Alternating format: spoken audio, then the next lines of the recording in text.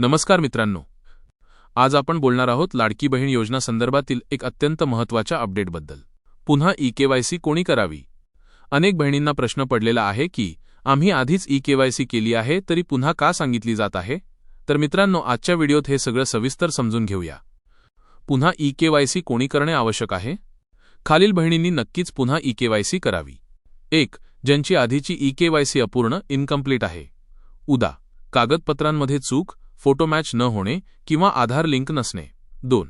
ज्यांच्या खात्यात पैसे आले नाहीत किंवा थांबले आहेत, हप्ता अडकलेला असेल तर ई-केवायसी कारण असू शकते।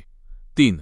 ज्यांच्या अर्जात दुरुस्ती एडिट केली आहे, नाव, बँक खाते, मोबाईल नंबर बदलल्यानंतर पुन्हा ई-केवायसी गरजेची आहे।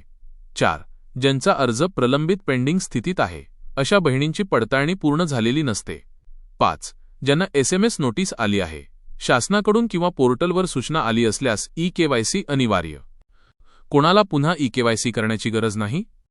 ज्यांची ई-केवायसी पूर्ण असून हप्ते नियमित मिळत आहेत, अर्जाची स्थिती अप्रूव्ड फॉर पेमेंट आहे, कोणतीही सूचना किंवा अडचण आलेली नाही।